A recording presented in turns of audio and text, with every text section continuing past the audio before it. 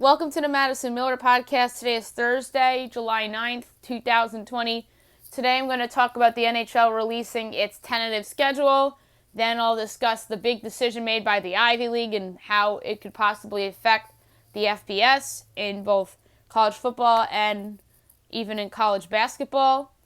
KBO and soccer results and looking ahead to today and tomorrow respectively for KBO and soccer. The MLS is back tournament. We'll talk about those results and the latest team to drop out due to COVID. I'll go over the leaderboard in the golf tournament that's going on right now, and I'll do my 2012 NBA ReDraft. We'll start with the NHL schedule tentatively coming out. So this is very interesting and it's very promising. I'm going to have it up in a second. Here it is. The tentative RTP schedule. July 24th, travel to hubs. July 25th, exhibition games. July 30th, qualifying round begins. August 9th, begins the first round of the playoffs. August 23rd, second round of the playoffs begin. September 6th is the conference finals. September 20th, the Stanley Cup final. October 2nd, last possible game of the Stanley Cup final. So there you have it, the tentative schedule. And there is more to it as well. Free agent frenzy, they're aiming for October 9th. The NHL draft, October 6th. The opening of training camps for 2020-2021, November 17th. And then December 1st will be the opening of the 2020-21 regular season, all subject to change. So December 1st is a little earlier than I expected. Them and the NBA, ironically, a little earlier than expected in terms of their opening dates for their 2020-2021 regular seasons. And now the question is, do they shorten it or do they do all 82 but with more back-to-backs because they want to get the full 82 in? So that's big news for hockey. So free agency and the draft for hockey and the NBA are different. And then the NBA start date that was thrown out there for 2020-2021 was somewhere around like December 8th. So it would be literally a week apart. I don't know firsthand what day of the week December 1st is. But I know Christmas Day, December 25th, is a Friday. So if I do the math there, that means the 27th would be a Sunday, the 28th would be a Monday, the 29th would be a Tuesday. So December 1st is a Tuesday, and that would be the start to the season, which would make sense because normally the NHL would start on a Tuesday or a Wednesday, and the same for the NBA. They would normally be a Tuesday. So December 8th falls on a Tuesday as well. Now I want to get into a big decision made by the Ivy League. They canceled all fall sports. And now the question is, do they do winter and spring sports? And there's no decision that's been made of the fall sports moving to spring. So it's going to be very interesting to see what happens. Obviously, the Ivy League was the one that made a move that really shocked everybody at the time, which was that they canceled their conference basketball tournament due to COVID, and that was like the first major thing to be canceled. And then the Rudy Gobert thing happened, and then all hell broke loose. And so the Ivy League really likes to be the first move makers, and they think they're better than everybody else and think they're smarter. And they did look smart at the time, to be fair, when they canceled their conference tournament. They knew, but nobody else knew. Let's see if this trend continues with college football and the Power Fives. And there's a report out that ACC fall sports won't start until September 1st. So that may affect the football season a little bit. And September 1st is a Tuesday, and college football is supposed to start the first big Saturday, September 5th. So if it affects anything, it affects any of the ACC teams possibly playing in week 0. So it should be very interesting to see what the FBS does, and then the Ivy League canceling the fall sports. And then there's another report out there saying that that they won't consider the return of sports until after January 1st, and that obviously affects college basketball in a major way, because there are a lot of good Ivy League schools in college basketball, and it's a blow to the sport. I still do think that they will have college basketball, but I'm not sure if the Ivy League will necessarily take part in it until after January 1st. And then they'll be having like bunched in games, like how the Ivy League always has back-to-backs and how they normally would during the regular season. So they'll probably do that, and they probably just won't have non-conference games. Like, that's probably what the Ivy League is going to do in terms of college basketball. Now I'm going to go over the KBO results from this morning and look ahead to tomorrow morning's games. There are always interesting results in the KBO. Latte over Hanwha 5-3. Kaiwum over Samsung 4-2. NC over SK 8-2. Doosan over LG 6-0. Kia over KT 10-4. Tomorrow 5:30 a.m. Eastern Time, 6:30 p.m. over in Korea. You have the Wyverns at the Eagles. The Dinos at the Twins. The Heroes at the Tigers. The Bears at the Giants. And the Lions at the Wiz. For tomorrow, in terms of how I think these are going to play out, I think that the Wyverns will get it done on the road. I'm going to go... Why not? I'm going to go with the Twins at home. Like, the Dinos haven't been playing up to what they started the season. And the Twins are actually playing pretty well. So give me the Twins at home. The Heroes and the Tigers, I'm going to go with the Heroes on the road. The Bears at the Giants, I'm going to go with the Bears on the road. And then the Lions and the Wiz, I'm going to go with the Lions. Now I'm going to recap yesterday's soccer games and look ahead to today's games in La Liga and Premier League. I'm going to start with La Liga. Villarreal over Getafe 3-1. Villarreal is now 17-6-12 on the season with 57 points. And Getafe 14-11-10 with 53 points. Real Betis over Osasuna 3-0. Real Betis is 10-11-14 with 41 points. And Osasuna 11-12-12 with 45 points. Barcelona over Espanyol 1-0. Barcelona 23-7-5 with 76 points. Espanyol 5-9-21 with 24 points.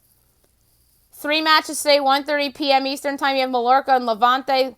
Mallorca 8-5-21 with 29 points. Levante 12-7-15 with 43 points. My pick for this game is Levante. They're plus 250 on FanDuel. I don't know if the price has changed since I put the parlay bet down. So Levante plus 250 on the road at Mallorca. 1:30 p.m. Eastern, Eibar and Leganés. Eibar 9-8-17, 35 points. Leganés 6-10-18, 28 points. This is not a good game whatsoever. in terms of a pick here, I'm going to go with the home team in E-Bar at plus 135, but I don't feel good about it. I think a draw is absolutely in play here. And then 4 o'clock p.m. Eastern Time, the Athletic Club and Sevilla. Athletic Club 12-12-10 with 48 points. Sevilla 16-12-6 with 60 points. I'm going to go with Sevilla here at plus 145 on the road.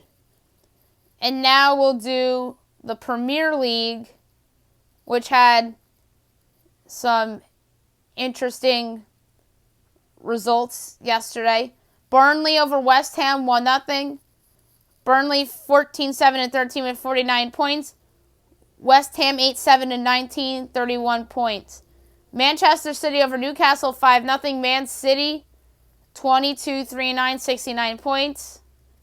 And Newcastle drops to 11-10-13 with 43 points.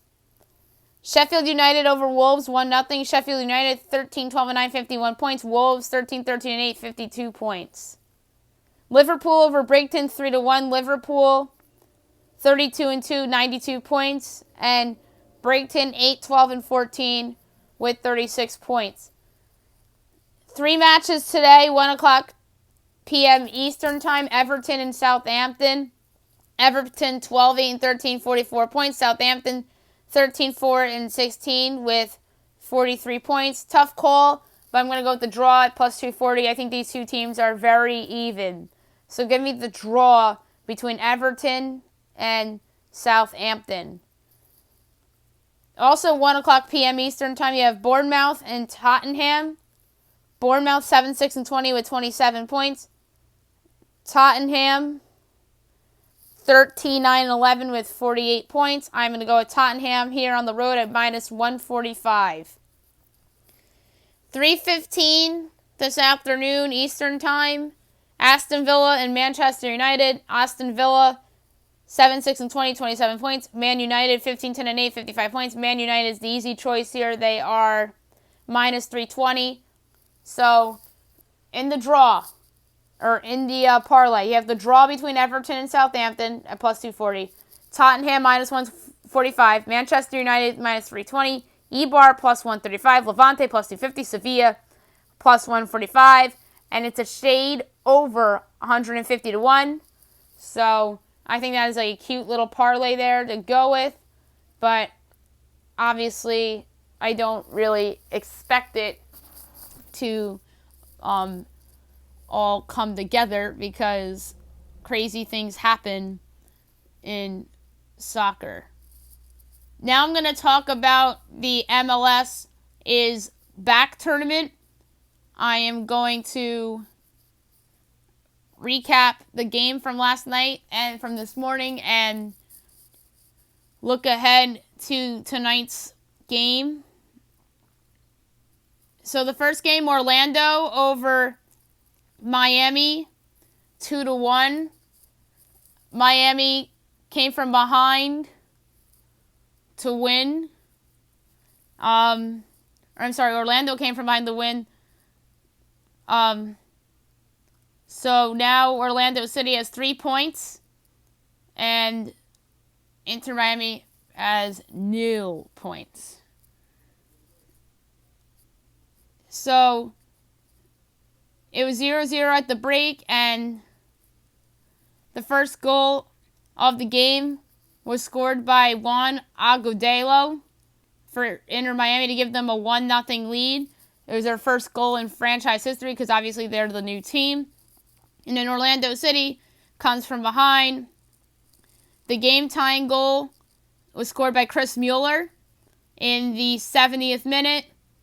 And then the go-ahead goal in extra time was scored by their best player, Nani, to give them a 2-1 lead, and they prevailed with the 2-1 victory to get the 3 points. This morning, Philadelphia over the NYCFC 1-0. I thought Philadelphia would win this game and win the group.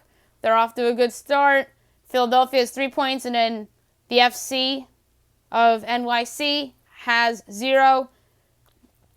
The goal for Philadelphia that was scored in the 63rd minute of the game today was scored by Alejandro Bedoya to give them the 1-0 lead that they held on to for the win.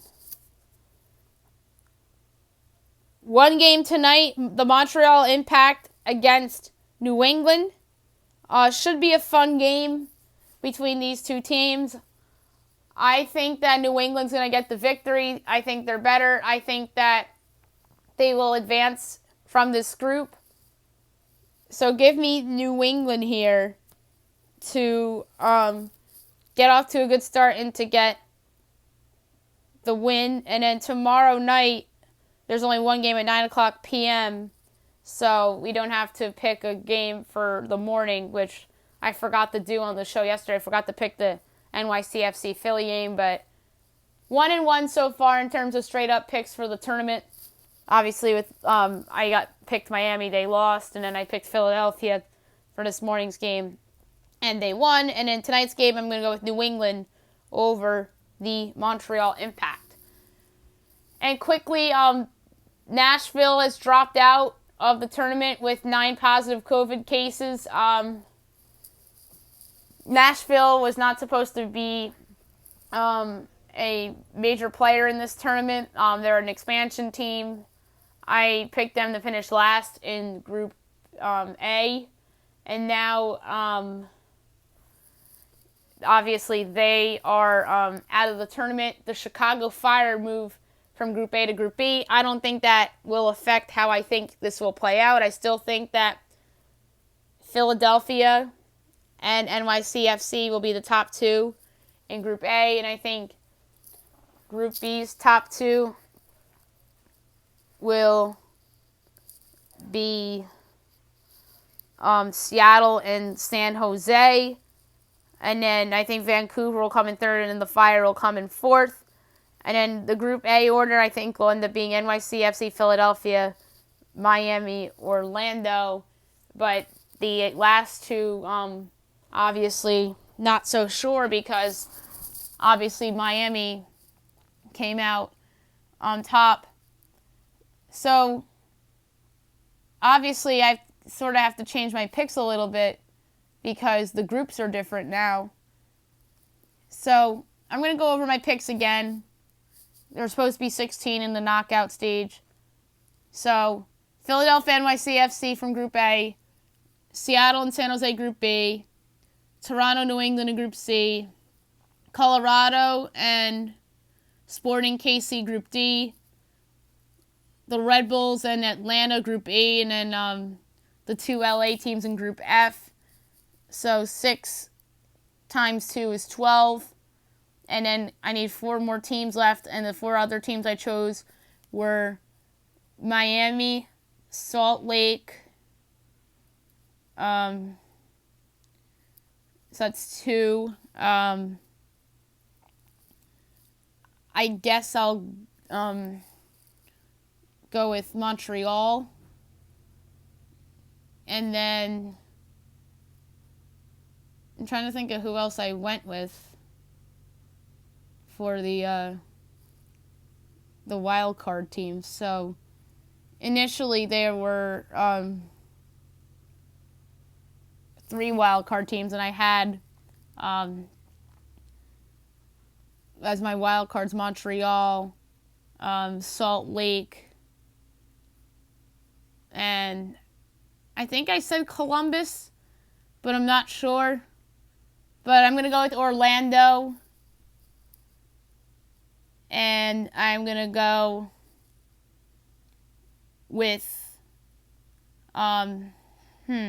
this is a tough one for me. I'm going to go Columbus because I just think Cincinnati's so bad that I think that the futility of Cincinnati will prevail for Columbus. So my 4 wild cards are Columbus, Salt Lake, Montreal, and Miami now. And obviously, with Nashville dropping out, I had to make some changes. But obviously, Orlando off to a good start and could very well spoil that prediction a little bit. Now I'm going to look at the golf leaderboard for the tournament that's currently going on, the Workday Charity Open. On top of the leaderboard right now, you have Adam Hadwin with the -6. Tied for second, you have Hideki Matsuyama, and you have Nick Taylor. A tie for fourth between Justin Thomas, Pat Perez, Sepp Straka, and Louis Oosthuizen. A big tie for eighth, including Luke List, Matt Jones, Shane Lowry, Matt Kuchar, Hudson Swafford, Brendan Steele, Victor Hovland, Xander Schauffele. Actually, no, they all dropped in ninth now. Zach Johnson, Steve Stricker, and a bunch of other people. And the tie for 22nd, you have Jason Day, Corey Connors, Mackenzie Hughes. And the tie for 31st, J.B. Holmes, who got in there. Harold Varner III. And the tie for 42nd at even, you have a bunch of people. Gary Woodland's at +1 and a tie for 55th. Tie for 62nd with a +2. Brooks Koepka, Justin Rose. So disappointing starts for those two guys. And Mark Hubbard as well. In the tie for 76th, among notables, you have Luke Donald and Brian Stewart. In 81st, you have Danny Lee. 82nd, you have a couple guys, including DJ Trahan. 85th, you have Tyler McCumber. In a tie for 86 with a score of +7, you have Chase Koepka and you have Bubba Watson. You still have a lot of guys left to start, like such as Scotty Scheffler and Matthew Fitzpatrick. And Ricky Fowler still is yet to go. Ian Poulter, Patrick Reed, Jordan Spieth, Phil Mickelson. Among those yet to tee yet. So obviously we'll have another update for you on tomorrow's podcast for the Workday Charity Open. And oh, by the way, Tiger Woods announced that he will be back for the Memorial Tournament. That is huge that Tiger's coming back. That is big time for golf, and I can't wait for that. Absolutely. And now I'll do my 2012 NBA redraft. This was an interesting redraft. I did this redraft on my show a couple years ago, and some of it's changed a little bit, to be honest, if I remember correctly. So without further ado, here we go. The Pelicans at number 1 go with Anthony Davis. Was there any doubt? They were the Hornets at the time, so let me change that to Hornets. So yeah, Anthony Davis was a Hornet for 1 year before they changed their name to the Pelicans. Obviously, the best player from this draft by far and away. Was injury prone a little bit. And then, obviously, when he was healthy, he was carrying the Pelicans to the postseason. They made the second round in the year that they traded. The second year they had Boogie Cousins, and he tore his ACL. And then, obviously, it was weird. They played better without Boogie, and there was like a Ewing theory thing going on. So, obviously, Anthony Davis is the choice here. And then they trade him to the Lakers, get a good package back, including Lonzo Ball and Brandon Ingram. And then now Davis is thriving alongside LeBron James in Los Angeles. And that's who they took at number 1, Anthony Davis. The Bobcats at number 2 go with Damian Lillard. Damian Lillard was the Rookie of the Year in the 12-13 season, mainly because Anthony Davis was hurt that whole year, pretty much. And he helped the Blazers get to the postseason a number of years in a row. I mean, in 2 of those years was with LaMarcus Aldridge. The lone year the Blazers didn't make the postseason with Lillard was his rookie season. And LaMarcus Aldridge was hurt that year, so Dame didn't have much around him. But Damian Lillard on the Bobcats, that would have been franchise-changing for them. And then maybe they trade Kemba Walker, so there's like the what-if factor there. or maybe Damian and Kemba play together, and Kemba is the distributor and Dame's the scorer. So there's some interesting things that they could have done with the 2 point guards. Instead, the Bobcats went with Michael Kidd-Gilchrist.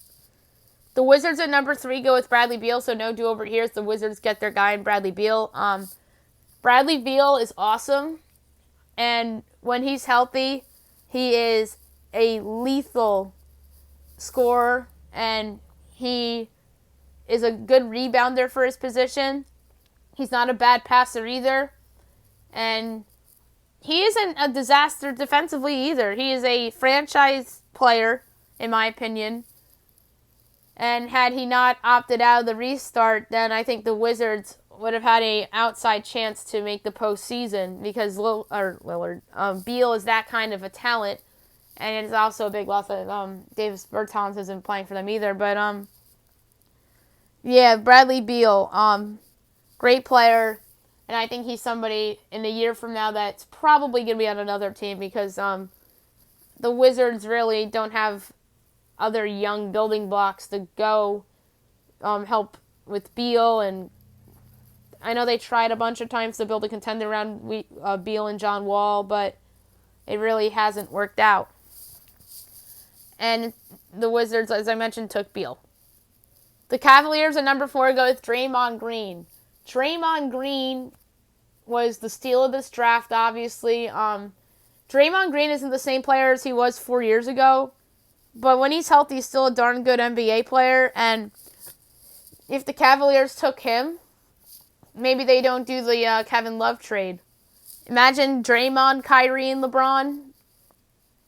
That would have been very, very interesting. And who knows, maybe LeBron's still in Cleveland if Draymond Green's on Cleveland, or was taken there. And instead they took Deion Waiters.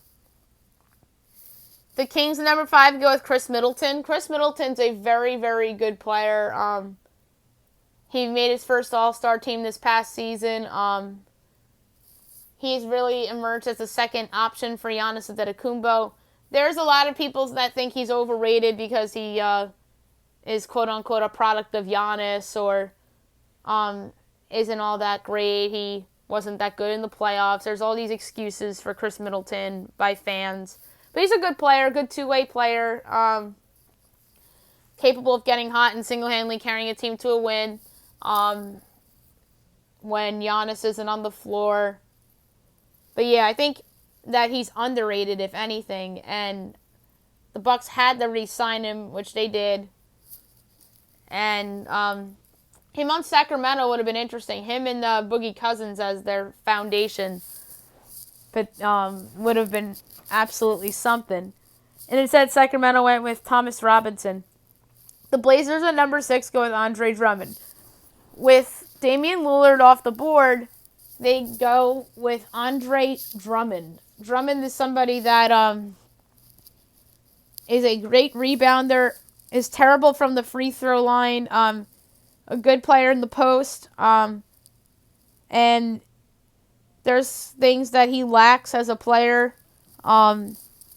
that spook away teams. Obviously, the Cavs traded for him at the deadline this past year, which was stupid in my opinion because they already have a surplus of big man, Kevin Love and Tristan Thompson, most notably. And then, obviously, Lillard goes 2 here, and if they take Drummond, then you have Aldridge and Drummond as your front court. So that would have been somewhat interesting. Instead, the Blazers go with Damian Lillard, who was obviously the right pick for them. The Warriors at number 7 go with Harrison Barnes. No do-over here as the Warriors go with Harrison Barnes. I think Harrison Barnes is a little underrated. People thought he was overrated because of he was a quote-unquote product of Stephen Curry and Klay Thompson. But Barnes became a good shooter as he matured more in the league. Obviously, Dallas and Sacramento both overpaid him when they had the chances to sign them to either free agent deals or extensions. And obviously, the Warriors traded him away when they signed Kevin Durant. And Harrison Barnes is now on Sacramento with that team with De'Aaron Fox and Bagley and that crew, Buddy Hield. So I think Barnes still has another chapter or few left in his career, absolutely. But yeah, I just thought he was a little underrated as a small ball four with the Warriors before Kevin Durant got there. And obviously that's who they took with the 7th pick, Harrison Barnes.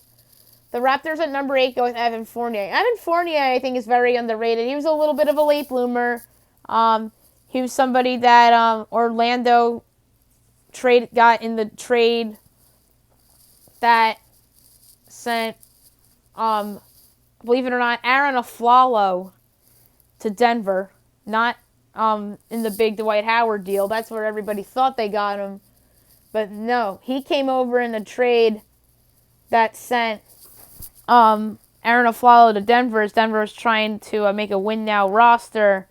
And that kind of was a fail until Nikola Jokic showed up. And then I think Fournier really has developed into a solid starting player in the NBA. Once he got traded over to the Magic, it helped him develop. Good three-point shooter. And I think that he'll help Orlando try to get one of those playoff spots in the East once the season comes back to Disney. And him on the Raptors, potentially with Kyle Lowry, would have been interesting. And even DeMar DeRozan. But that would have been a little bit of a dilemma. Maybe they trade DeRozan. Or maybe they have those two guys and then they trade DeRozan for Kawhi still, and then it's him, Kawhi, and Lowry. So yeah, there's what ifs with Evan Fournier and the Raptors. And instead they go with Terrence Ross. The Pistons at number 9 go with Will Barton. Will Barton is somebody that has been a 6th Man of the Year candidate since he broke out a few years ago with the Nuggets. Good heat check guy. He's been a starter at points as well.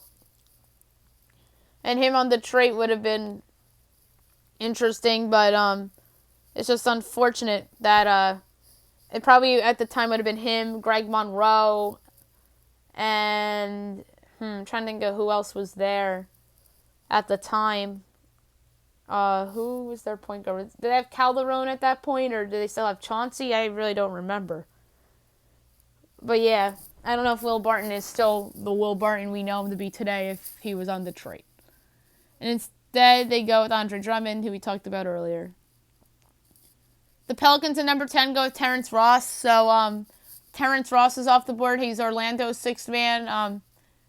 He showed flashes while with the Raptors, and then the Raptors traded him away in the Serge Ibaka trade. And then he really found himself a home with Orlando as a 6th man off the bench. And him on the Pelicans would have been interesting with Davis, and maybe they do the Drew Holiday trade a year later. Maybe Ross is in that package that goes to Philadelphia, so there's some what-ifs there. And instead the Pelicans went with Austin Rivers. At number 11, the Blazers go with Mo Harkless. So that's kind of ironic because Mo Harkless was on the Blazers for a year. And then he signs with the Clippers, and then the Clippers trade him to the Knicks in the Marcus Morris deal. But yeah, Mo Harkless has been somebody that has bounced around a little bit. Not a consistent shooter, but had some moments. And I thought was good on the Blazers with Lillard and McCollum. But yeah, so maybe at the time it's Mo Harkless, Andre Drummond, and LaMarcus Aldridge. And then maybe Harkless off the bench because I think Batum and Wesley Matthews were still there at the time. And instead they go with Myers Leonard. Number 12, the Rockets go with Austin Rivers. This is ironic because Austin Rivers is on the Rockets right now.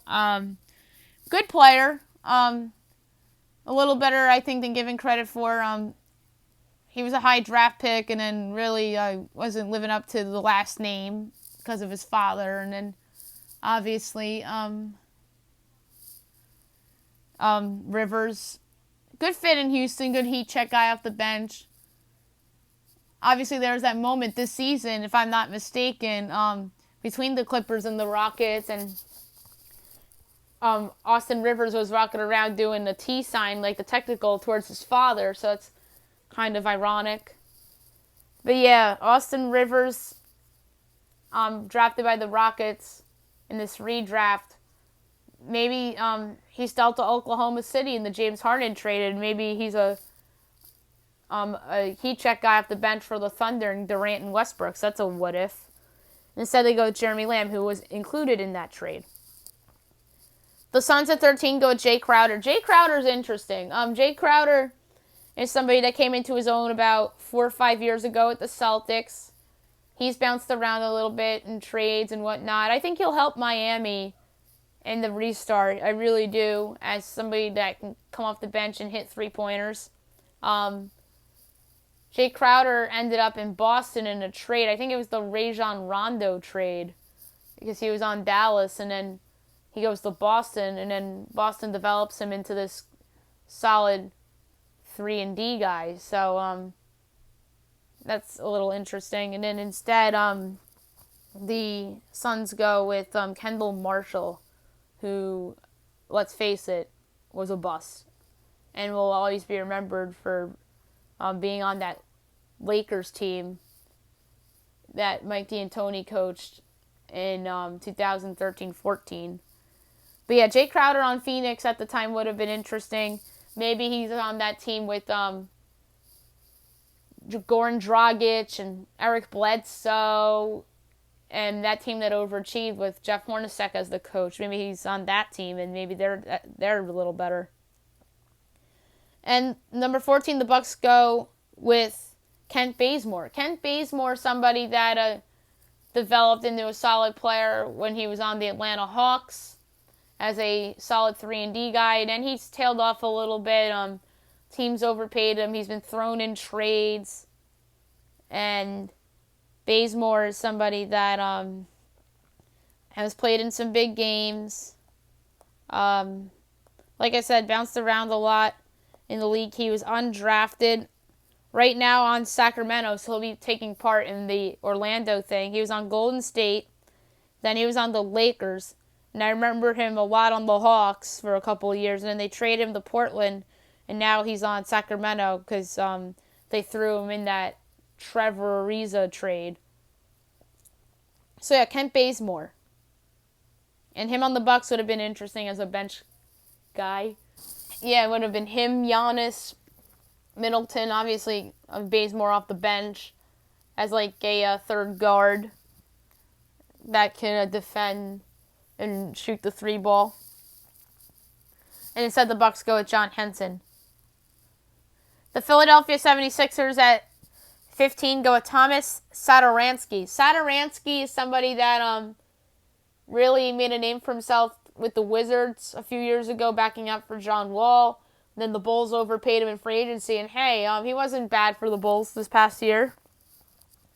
And him on Philly would have been interesting as a backup point guard of Ben Simmons as of right now. But at the time, Philly had some talent, but were really like entering a rebuild phase. Drew Holiday was still there at the time. Evan Turner. So yeah, Satoransky probably would have been a sixth man on those teams as well. Instead, the Sixers went with Mo Harkless, who I talked about earlier, and then obviously Harkless was in the Dwight Howard trade. The Rockets at 16 go with Jeremy Lamb, so Jeremy Lamb falls from 12 to 16. Lamb is somebody that a lot of the Thunder fans were frustrated with because he was a part of that James Harden trade, and the only piece that worked out for them in the Harden trade was obviously that one draft pick that turned into Steven Adams. But I think Lamb is a better player than given credit for. He's a good bench player. He'll be probably the starting 2 guard for the Pacers in the Orlando tournament because obviously Victor Oladipo is injured. So Lamb's going to get an opportunity here to prove himself a little bit, and maybe he becomes a trade bait for somebody, or trade target for someone, I would think. And then him on the Rockets would have been interesting, or maybe he is also included in that deal for Harden, which he was initially. And instead they go with Royce White, who is a disaster. The Cleveland Cavaliers at 17 go with Mike Scott. Mike Scott's a solid player. I think he's a better player to give him credit for. He's a good stretch big who can shoot the three ball very well. He's somebody that really can swing games. Swung games for the Hawks a few years ago, and then for the Sixers the last couple of years. And then, if I'm not mistaken, he was on another team as well that he had a positive impact for. And I think that he'll have a positive impact for the Sixers in this Orlando restart. And him on Cleveland would have been interesting, especially in those LeBron seasons as a stretch big off the bench shooting threes. Wow, that's a huge what if. So it would have potentially been, let's say this redraft happens, Draymond, LeBron, Kyrie, and then Mike Scott off the bench.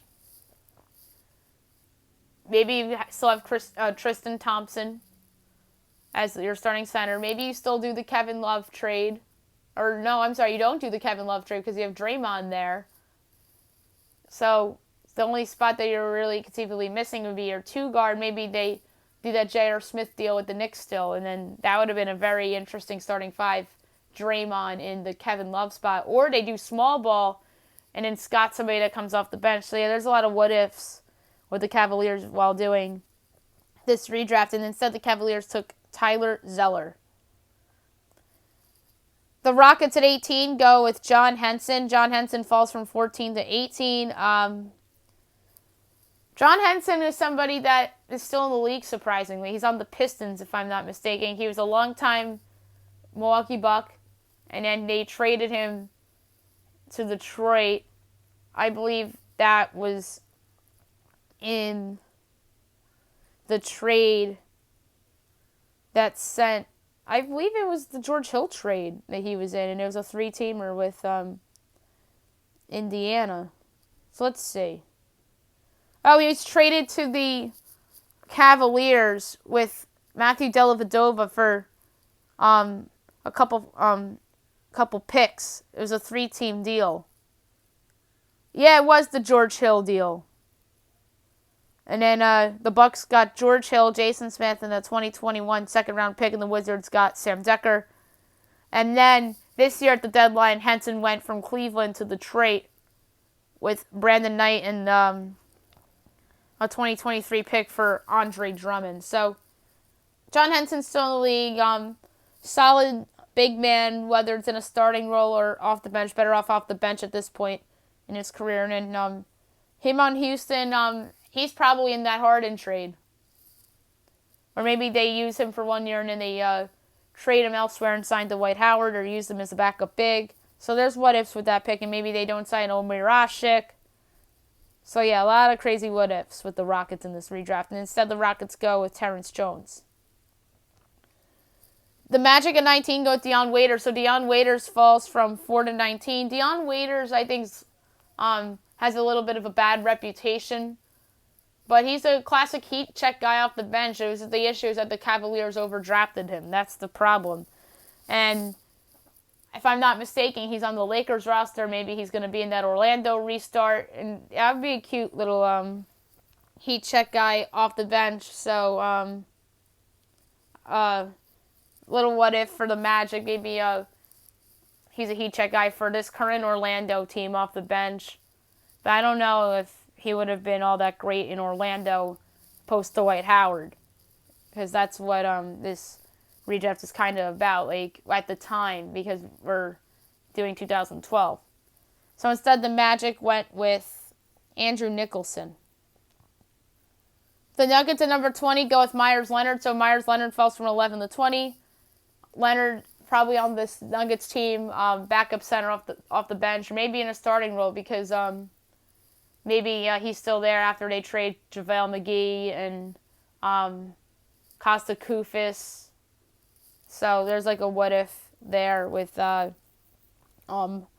Myers Leonard if he was drafted by the Nuggets. And instead the Nuggets go with Evan Fournier, who we talked about earlier. The Celtics, back-to-back picks, 21, Michael Kidd-Gilchrist, and 22, Kyle O'Quinn. At the time, they still had the big three intact. but not the Ray Allen spot. It's Rajon Rondo with those guys. That's what I meant by the big three. But it was sort of the post-big three era.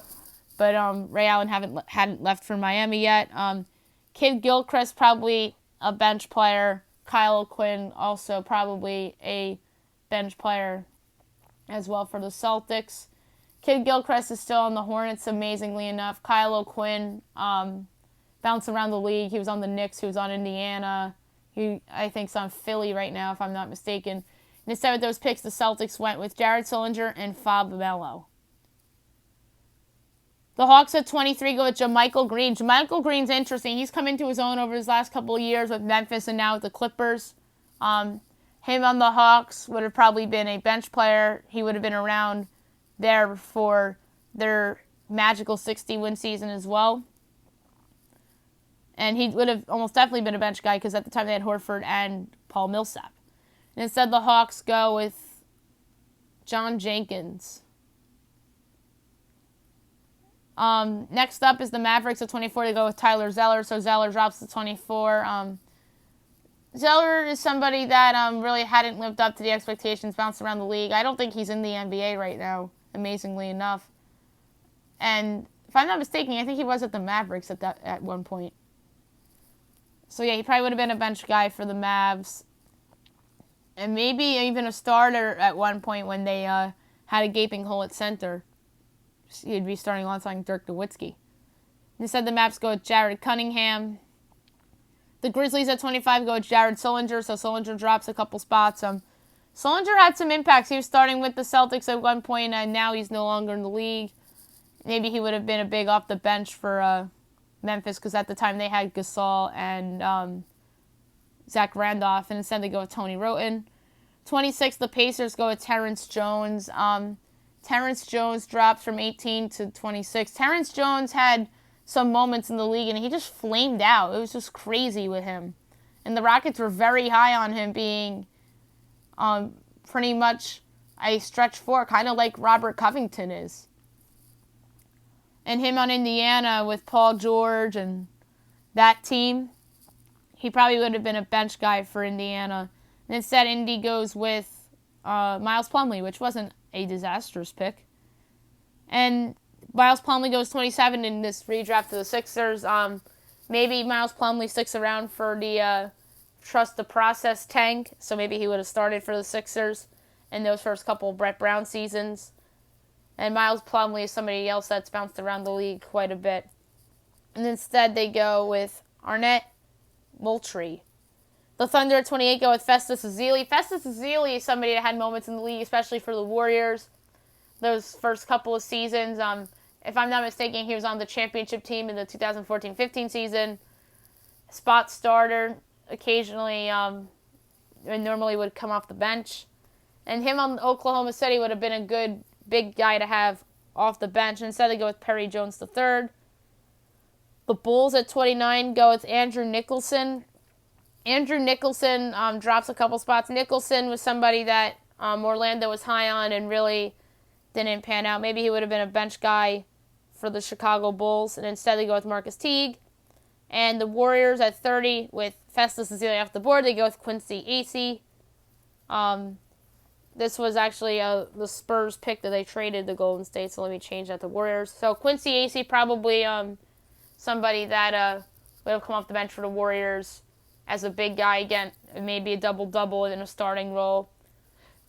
And he's somebody that probably would have had the Festus Ezeli minutes, ironically enough.